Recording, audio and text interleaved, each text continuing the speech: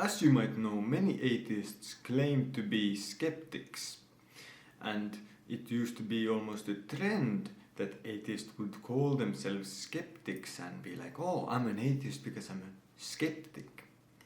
And if you don't know what skeptic means, it basically just means a person who questions everything. Absolutely everything. And in this video, I'm gonna present to you why us being skeptics doesn't actually lead to atheism. And now I think the only logical place to start with is assuming that the atheist is correct. We should assume a world where there is no God. We should assume that the world is completely naturalistic like most atheists claim. And now let's be skeptics and see where we end up. And of course we should begin with the question that every skeptic should ask themselves. Why search for the truth? Why care about the truth? Why believe in the truth? You see, if we don't have an all-powerful being, an omni-God, which gives us an objective morality which says that truth is good and we should pursue truth, then why should we pursue truth? Why in this naturalistic world should we pursue truth? Why should we care about the truth? I mean, surely if everything's just atoms and quarks and so on, then it doesn't even matter what you believe. And so the atheist must even answer this question, which might very well be impossible to answer within an atheistic worldview. Why search for the truth? Why? Simply why? And now if you believe that you have an answer to this, I would certainly want to hear it, because I do not have an answer to this.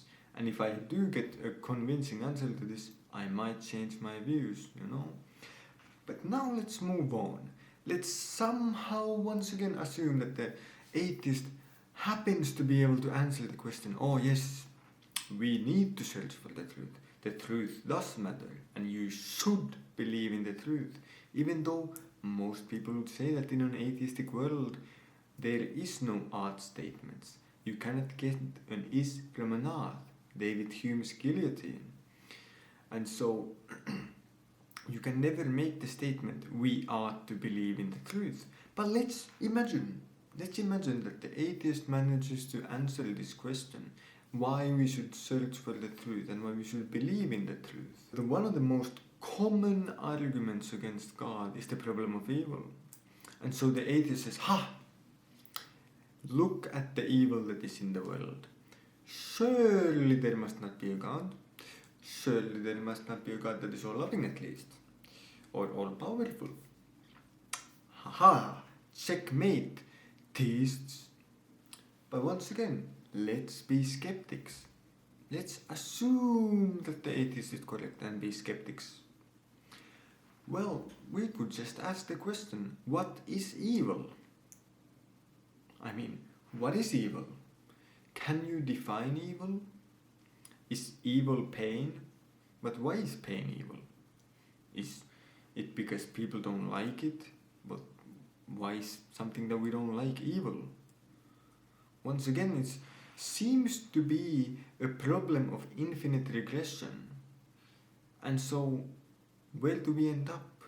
At some point you have to use circular logic, or you have to rely on a foundational axiom, a truth of the universe. And what else could that be except a God? But hey, we're atheists and skeptics, right? So we cannot say that. Now let's assume that the atheist is correct once again.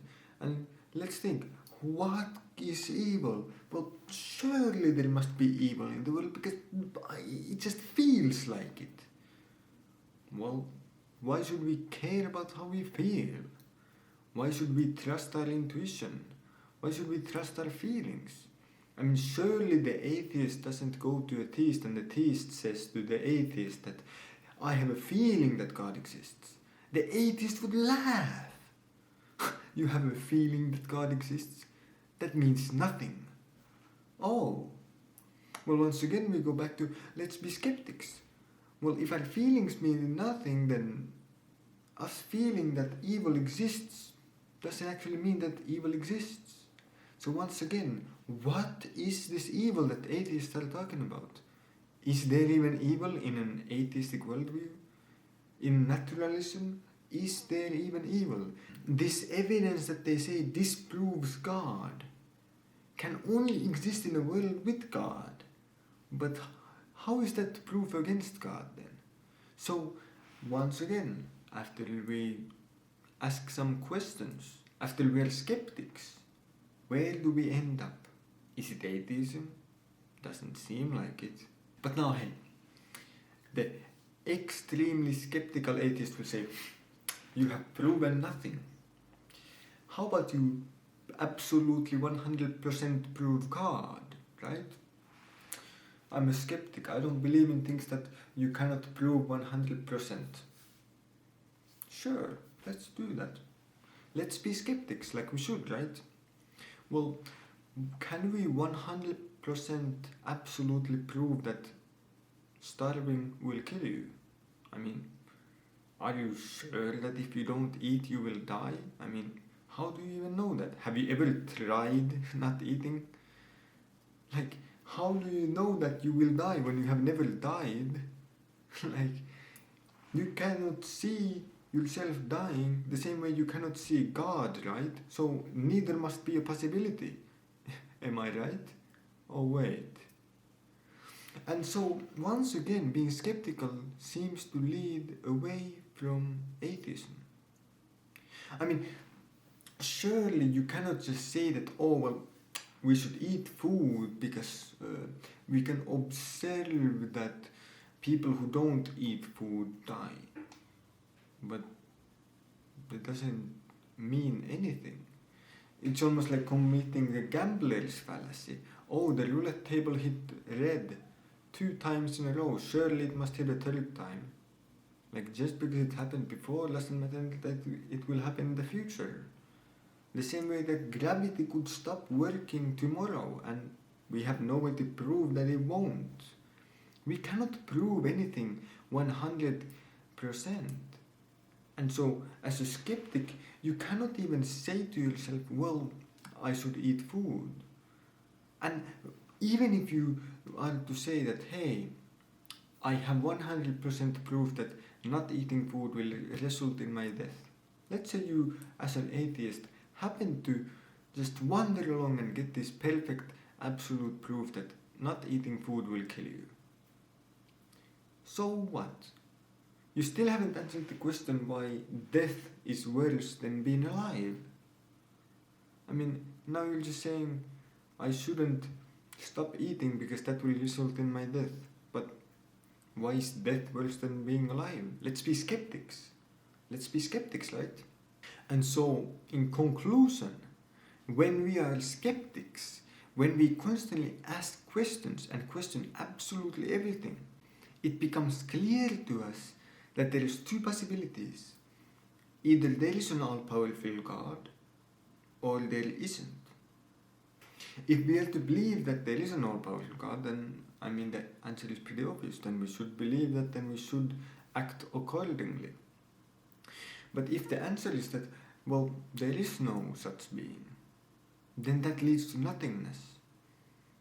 Truth has no meaning, there is no good, no evil, Stalin and Gandhi are equally moral. Like, would you walk around with a shirt that says Stalin equals Gandhi?